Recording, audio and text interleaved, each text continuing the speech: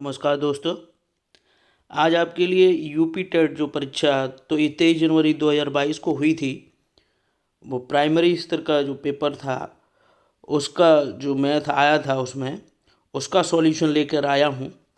क्योंकि जो बच्चे पेपर मिलाने के बाद जो आंसर बना लेते हैं, आंसर लिख लेते हैं और आंसर की कई कई अलग अलग लोगों के द्वारा, अलग अलग टीचर्स के द्वारा अपलोड कर दी गई है यूट्यूब पे, वेबसाइट पे, तो उसके माध्यम से अधिकांश लोगों ने अपने आंसर चेक कर लिए हैं। लेकिन वो जो मैथमेटिक्स का पोर्शन है उसमें आंसर तो बच्चों ने चेक कर लिए, लेकिन उनका सॉल्यूशन जो है उनको नहीं मिल पाता है। इसलिए मैं इस वीडियो को लेकर आया हूँ। जो बच्चे संबंधित प्रश्नों से कुछ कंफ्यूज थे, कहीं जो उनसे गलतियाँ हुई थी, वो इनसे इस वीडियो से सीख सकते हैं और इससे संबंधित प्रश्न अगर भविष्य में आता है तो उस प्रश्न को अच्छी तरीके से सॉल्व कर लेंगे। तो इसी उद्देश्य से मैं ये वीडियो बना रहा हूँ और संभावित है कि आज 27 जनवरी को ये ओरिजिनल जो आंसर की है वो आयोग के द्वारा अपलोड कर दी जाए, ऐसी संभावना है। आइए जानते हैं कि यूपी टेट जो 23 जनवरी 2022 को एग्ज़ाम हुआ था प्राथमिक स्तर का, उससे संबंधित ये सॉल्यूशन है जो मैथ का पोर्शन आया था उससे। देखिए, जो पहला प्रश्न, ये सेक्शन सीरीज बी का सॉल्यूशन है और ए और सी और डी से आगे पीछे प्रश्न हो सकते हैं, लेकिन जो सॉल्यूशन है वो उसका क्वेश्चन सेम ही रहेंगे और सॉल्यूशन भी आप देख सकते हैं आगे पीछे हो जाएगा।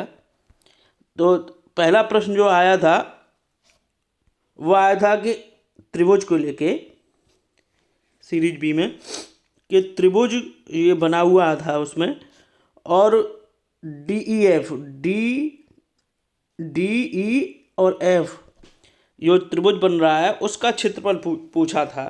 तो आपको दिख रहा होगा, इस चित्र के माध्यम से आप देख सकते हैं कि जो बड़ा त्रिभुज है वो, इसके अंदर एक छोटा त्रिभुज बना हुआ है। तो आप देख सकते हैं कि ये जो छोटा त्रिभुज है बड़े त्रिभुज का एक चौथाई भाग है, इसलिए आप इसको आंसर, ये आपका 1/4 त्रिभुज ABC का क्षेत्रफल सही होगा। और इसी आगे जो प्रश्न था वो बी सीरीज में 92 था। तो इसमें दिया गया था कि यदि किसी दिए गए आंकड़ों का समांतर माध्य ए है और ज्यामितीय माध्य जी है और ऋणात्मक माध्य बराबर एच हो तो क्या होगा इसका आंसर। तो जो इसमें संबंध होता है वो निश्चित होता है arithmetic mean greater than equal to ज्यामिति mean greater than equal to हरात्मक मीन। ऐसे ही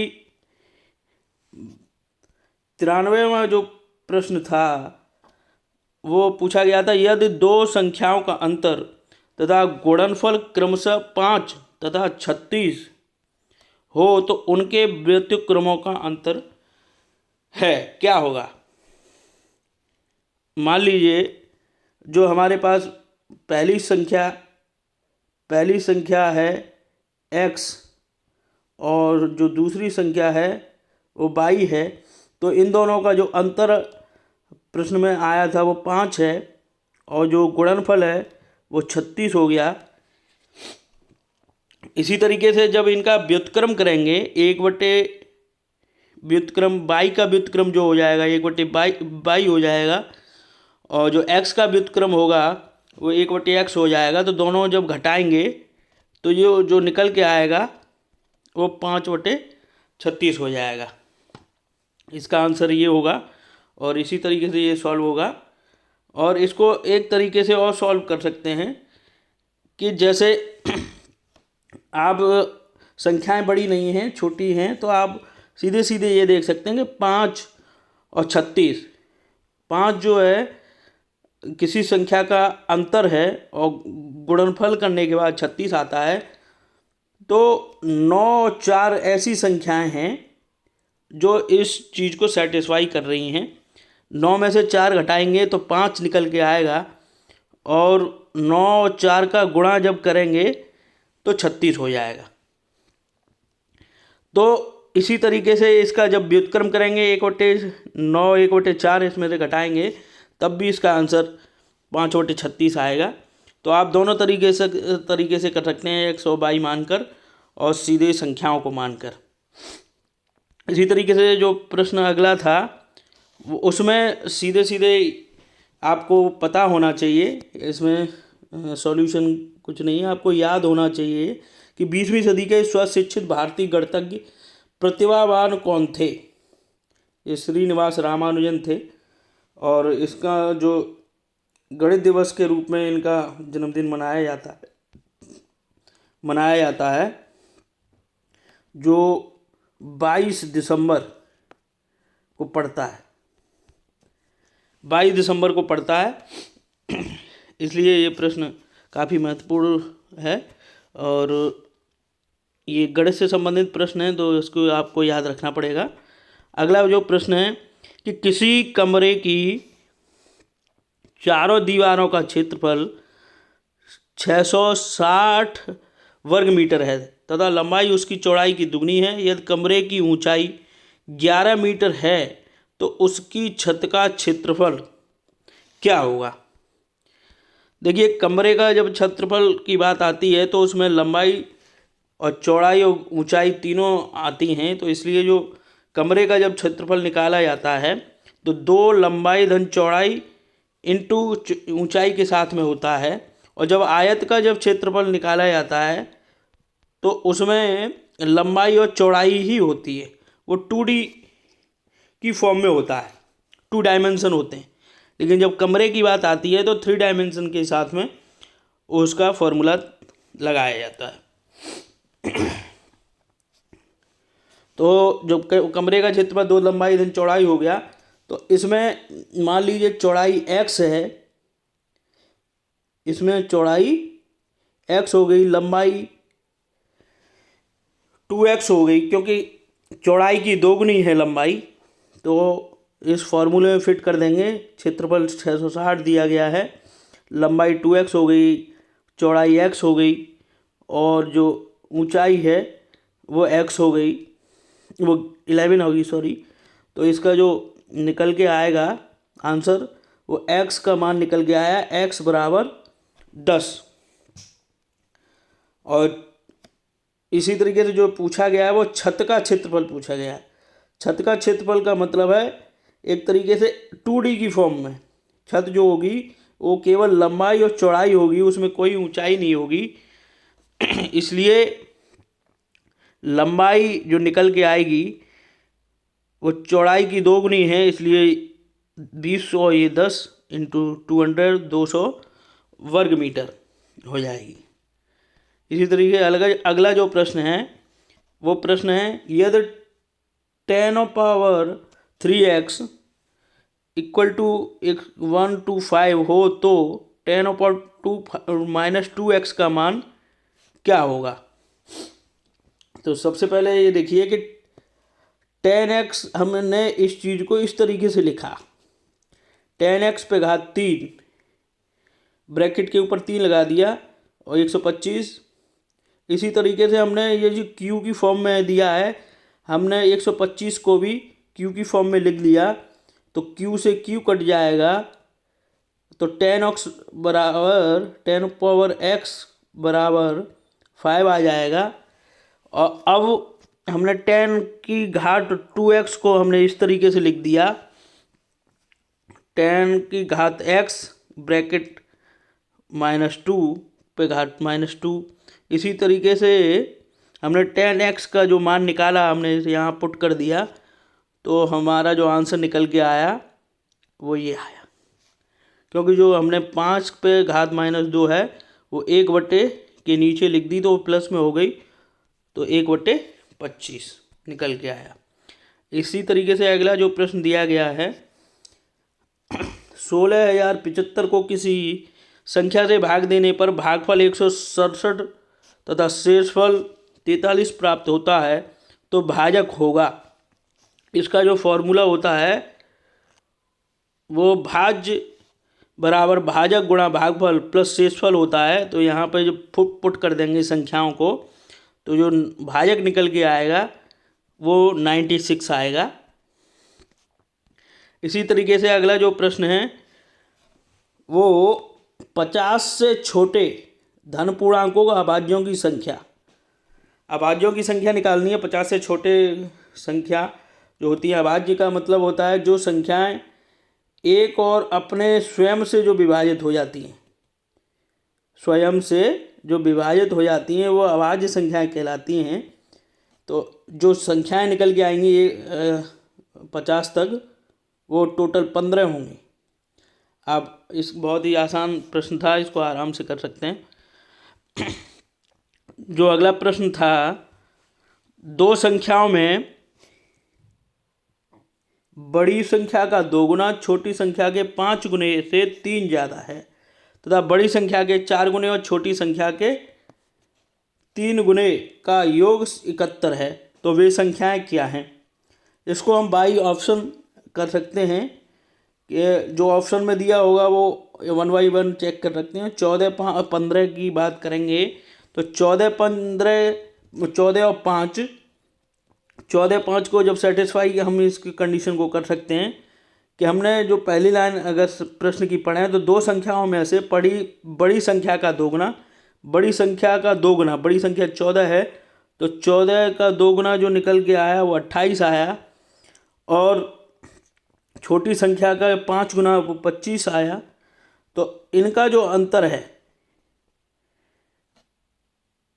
वो 3 निकल के आएगा, इसलिए वो 3 ज़्यादा है। 28 और 25 में 3 का अंतर है तो ये कंडीशन सेटिस्फाई हो रही है। अगली कंडीशन भी सेटिस्फाई हो रही है। बड़ी संख्या के 4 गुने, तो बड़ी संख्या का 4 गुना 14 का 4 गुना जो होगा वो 56 निकल के आएगा और छोटी संख्या का 3 गुना 15, तो इन दोनों का जो योग होगा वो 71 निकल के आएगा। इसका जो आंसर होगा वो 14-15 होगा। तो दोनों कंडीशन इसमें फिट बैठ रही है तो इसका आंसर इस तरीके से निकलेगा। अगला जो प्रश्न है वो एक वर्ग का क्षेत्रफल जिसकी एक भुजा 8 सेंटीमीटर है उस आयत के क्षेत्रफल के बराबर है। वर्ग का क्षेत्रफल आयत का क्षेत्रफल दोनों बराबर हैं और इस जिसकी एक भुजा 8 सेंटीमीटर है और लंबाई 16 सेंटीमीटर है तो आयत की चौड़ाई हमें ज्ञात करनी है। तो वर्ग का क्षेत्रफल आयत का क्षेत्रफल हमने दोनों को बराबर कर लिया और जो वर्ग का क्षेत्रफल जो होता है वो भुजा का वर्ग हो गया और आयत का क्षेत्रफल लंबाई गुणा चौड़ाई। भुजा हमें दी गई है तो 8 का वर्ग, ये 8 का वर्ग हो गया, लंबाई 16 दी गई है तो इंटू चौड़ाई 8 का वर्ग 64, 64 बराबर 16 इंटू चौड़ाई, चौड़ाई का जो मान निकल के आएगा वो 4 सेंटीमीटर निकल के आएगा। इसी तरीके से अगला जो प्रश्न है, यदि a/3 बराबर b/4 बराबर c/7 हो तो a + b + c/c का मान क्या होगा। तो इस प्रकार के प्रश्न जो होते हैं वो इन सब में बराबर के कर देते हैं और जब a/3 a का मान जब निकलेगा, a का मान 3 के निकलेगा, b बराबर 4 के निकलेगा, c बराबर 7 के निकलेगा। तो इसमें ये मान पुट कर देंगे तो जो मान निकल के आएगा वो 2 होगा। इसी तरीके से अगला प्रश्न जो है उसके ऊपर दिया गया दिन के ऊपर कि 5 जनवरी को 1991 को शनिवार था और तो 3 मार्च 1992 को सप्ताह का कौन सा दिन होगा। तो जो 5 जनवरी 1991 है वो साधारण वर्ष है। साधारण वर्ष का मतलब है कि जिस वो साल लीप ईयर नहीं है। लीप ईयर वो वर्ष होती है जिसमें 4 का भाग चला जाता है, 4 का भाग चला जाता है, वो वर्ष लीप ईयर होती है। उसमें फरवरी में जो दिन होते हैं वो एक दिन बढ़ जाता है, 29 दिन की फरवरी हो जाती है। तो इसलिए ये 5 जनवरी को हमारा जो निकल के आया वो शनिवार निकल के आया, और 5 जनवरी 1992 को रविवार होगा, क्योंकि जब हम अगली साल की बात करते हैं तो एक दिन बढ़ जाता है 1991 के बाद 92 में, तो सप्ताह के 3 दिन एक्स्ट्रा हो जाएंगे इसमें। जब 5 फरवरी तक की बात करेंगे तो रविवार के बाद 3 दिन और बढ़ा दो, क्योंकि जनवरी का जो महीना होता है वो 31 दिन का होता है, तो 3 दिन एक्स्ट्रा हो गए, तो बुधवार निकल के आएगा।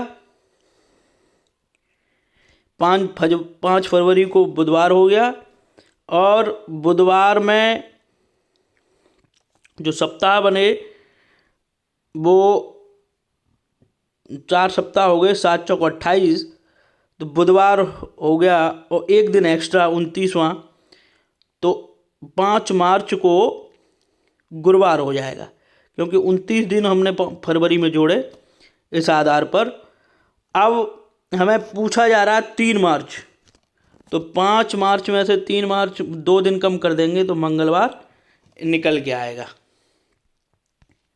इसी तरीके से अगला जो प्रश्न दिया गया है वो है, हल कीजिए 1/3 पे घात -3 माइनस 1/4 पे घात -2 ब्रैकेट बंद भागित 1/4 पे घात -3। इस प्रकार जो प्रश्न होते हैं, अगर घातों को हमें प्लस में करना है तो वो संख्या पलट जाती है, या 1/, के नीचे वो आ जाती है तो वो प्लस में हो जाती है। इसी तरीके से हमने इसको किया कि 1/, के नीचे 1/3 पे घात 3 जब ऊपर थी तो माइनस में थी, जब 1/, के नीचे आ जाएगी तो प्लस में हो जाएगी। इसी तरीके से ये कर लिया भागित 1/4 पे घात 3, तो भी ये संख्या ऊपर पहुँच के 3 बन जाएगी, तो 3 पे घात 3 होंगे 27, 4 पे घात 4, 4 पे घात 2 16 भागित 64, जो उत्तर निकल के आएगा वो 1/64 होगा। इसी तरीके से अगला प्रश्न, एक त्रिभुज की रचना करने के लिए संभव भुजाएं हैं। ये थोड़ा प्रमेय से जुड़ा हुआ प्रश्न है, क्योंकि थोड़ी सी जानकारी होनी चाहिए कि जब 2 भुजाएं का योग तीसरी भुजा से अधिक होता है, 2 भुजाओं का योग तीसरी भुजाओं से अधिक होता है, कहने का मतलब है, ये प्रमेय है कि जब 2 भुजाएं किसी भी त्रिभुज की जुड़ेंगी तो वो तीसरी से अधिक होगी, उनका योग जो होगा वो तीसरी से अधिक होगा। इसी तरीके से B+C greater than A, C+A greater than B। और दूसरी जो कंडीशन होती है वो 2 भुजाओं का अंतर तीसरी भुजा से कम होता है, कहने का मतलब है जब 2 भुजाएं घटा दी जाती हैं तो वो तीसरी से कम रहती है, तीसरी वाली बड़ी हो जाएगी। तो जो ऑप्शन में प्रश्न ऑप्शन दिए गए हैं उसमें जो कंडीशन ये वाली दोनों अप्लाई हो रही हैं, इसलिए इसका आंसर ये होगा। अगला प्रश्न जो है, √3 और √4, इस पे 3 की कड़ी 4 और इस पे √5 पे 4 की कड़ी को आरोही क्रम में व्यवस्थित कीजिए। तो आरोही क्रम में हमने इसको इस तरीके से लिखा, इसको इस तरीके से लिख दिया और इसको इस तरीके से लिख दिया। तो हमने जो LCM 1/2 1/3 4 का LCM जो आया 12 आया, तो 12 में इसका गुणा करके जो उत्तर निकल के आया 3 पे घात 6, 4 पे घात 4, 5 पे घात 3। इसका जो क्रम पूछा है वो आरोही क्रम है, तो इनको छोटे से बड़े के क्रम में लिखना है, सबसे पहले छोटी संख्या उसके बाद उससे बड़ी उससे बड़ी। तो इसका आंसर ये निकल के आएगा। अगला जो प्रश्न है, विक्रय मूल्य क्रय मूल्य से संबंधित है। यदि किसी वस्तु का क्रय मूल्य उसके विक्रय मूल्य का 3/2 है तो लाभ और हानि परसेंट बताइए। माना हमने जो विक्रय मूल्य है वो एसपी भी बोलते हैं इसको, सेलिंग प्राइस के तौर पे। एसपी मान लीजिए हमने इसका 100 है तो सीपी इसका निकलेगा, क्योंकि 100 × 3/2, क्योंकि जो प्रश्न में हमें दिया है विक्रय मूल्य का 3/2 है क्रय मूल्य, तो इसका जो क्रय मूल्य निकल के आएगा सीपी वो 150 रुपये हो जाएगा। तो सीधे सीधे आपको दिख रहा है यहाँ 50 रुपये की हानि हो रही है, तो क्योंकि सेलिंग प्राइस कॉस्ट प्राइस से कम है, 50 रुपये की हानि हो गई।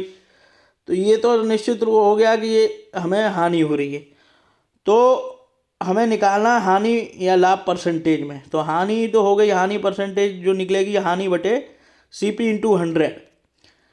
तो जो 50 का नुकसान हुआ 50/150 × 100 जो निकल के आएगी वो 33.3% निकल के आएगा। इसी तरीके से जो अगला प्रश्न है बहुत इजी प्रश्न है, बच्चों वाला प्रश्न है। इसमें भाग देना है, तो भाग निकालने के बाद जो शेषफल आएगा वही इसका उत्तर होगा, 4 इसका आंसर होगा। इसी तरीके से अगला जो प्रश्न है उसमें इकाई का अंक निकालना है। तो जो लास्ट वाली डिजिट होती है उससे मल्टीप्लाई आप करते जाएंगे लास्ट का लास्ट से। तो 8 × 48, फिर 48 की 8 का 8 × 72 हो जाएगा, फिर 2 का 2 से इसका आंसर 4 निकल के आएगा। इसी तरीके से अगला जो प्रश्न है, दिए आंकड़ों का माध्य 4.5 है तो उसकी माध्यिका हमें निकालनी है। तो जो प्रश्न में दिया है उसको हमें इसका मान x का मान निकालना है। तो x का मान निकालने के लिए हमें जो ये फॉर्मूला अपनाना होगा कि जो एवरेज है माध्य है वो हमें संख्याओं का योग बटे कुल संख्याओं के माध्यम से निकलता है। तो और माध्य 4.45 हो गया। हमने जो x का मान निकला इस तरीके से, तो x = 3 आया। तो हमने जब इसको आरोही क्रम में 3 का मान रखने के बाद इसको आरोही क्रम में सेट किया माध्यिका निकालने के लिए, तो जो बीच की संख्या हैं वो 4 और 5 निकल के आई। तो जो संख्या है उनको जोड़ के 2 का भाग लगा दिया और 4.5 इसका उत्तर आया। इसी तरीके से अगला प्रश्न, सांख्यिकी में विचरण का विश्लेषण नामक विधि का मुख्य श्रेय है। तो ये जो दिया है वो R.A. फिशर ने इनको मुख्य श्रेय दिया जाता है।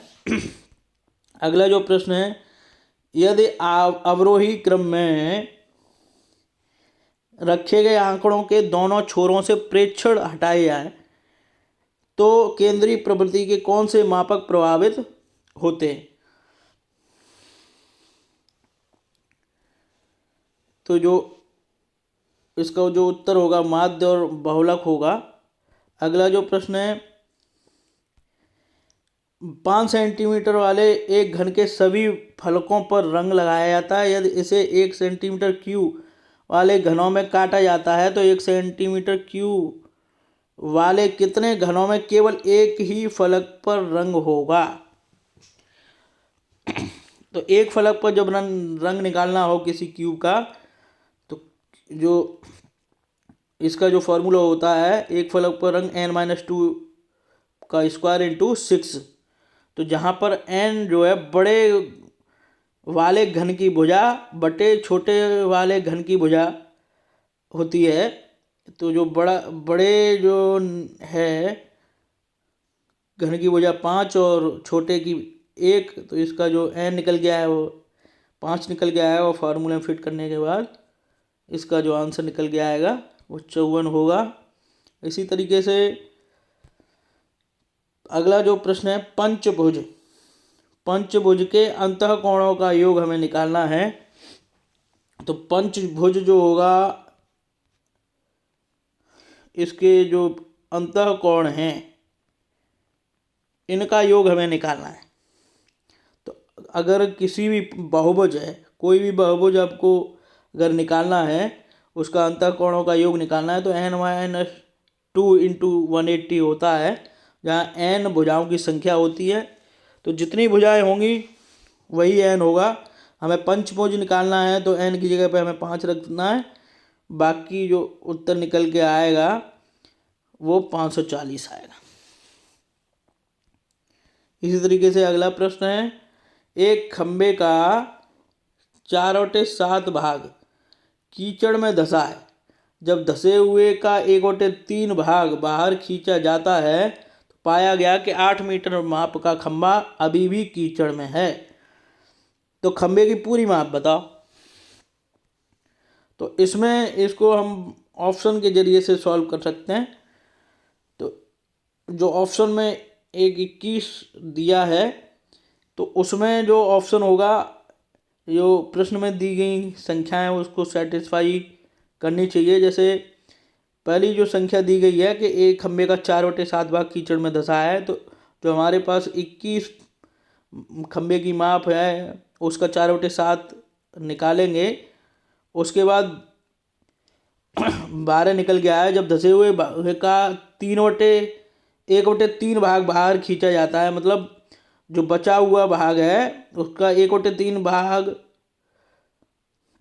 जो धंसा हुआ भाग है उसका 1/3 बाहर निकाला, तो मतलब निकल के आया 4।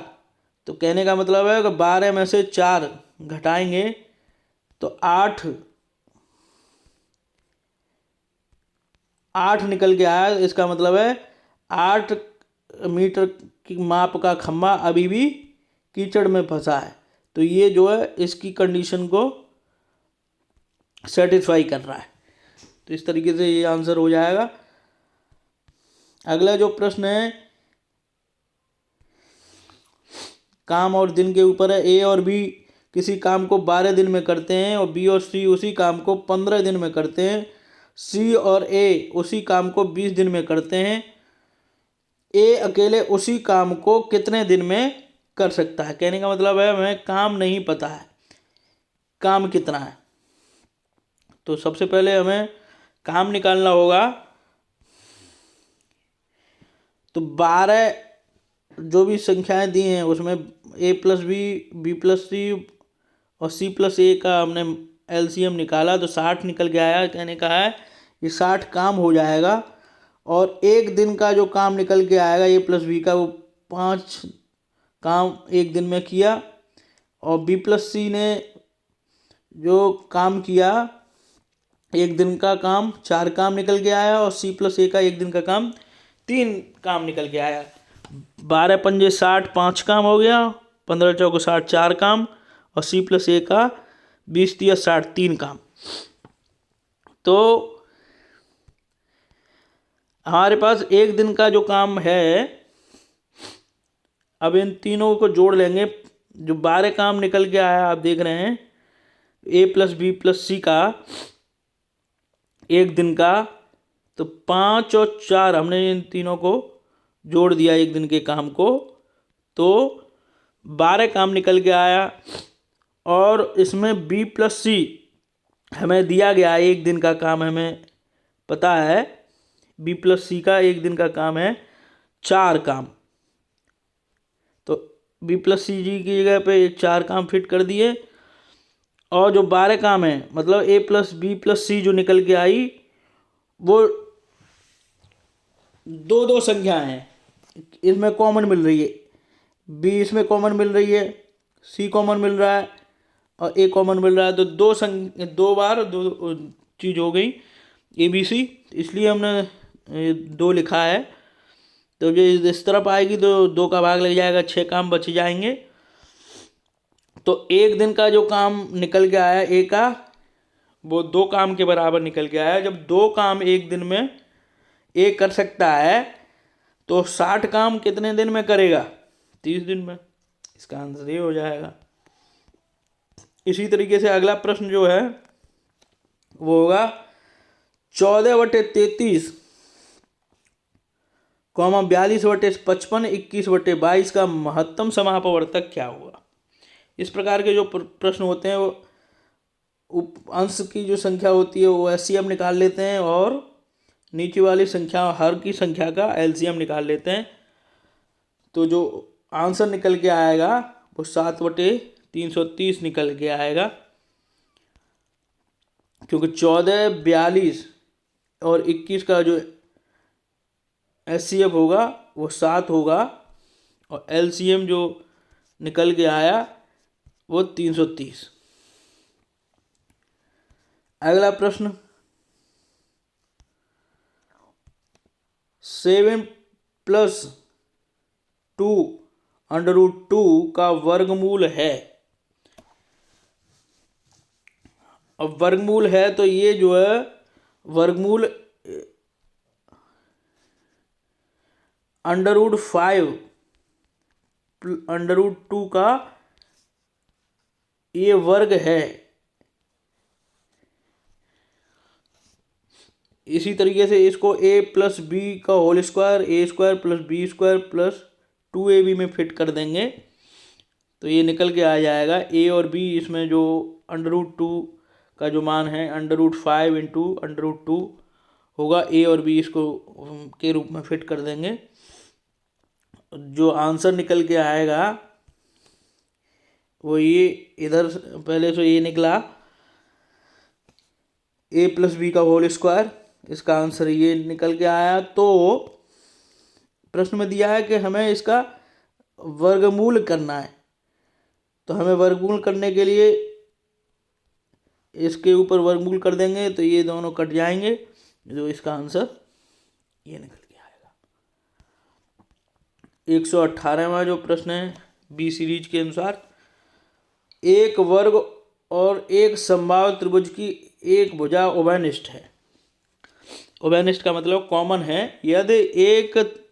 यदि त्रिभुज की एक भुजा 4/3 सेंटीमीटर लंबी है तो इस आकृति का परिमाप क्या होगा।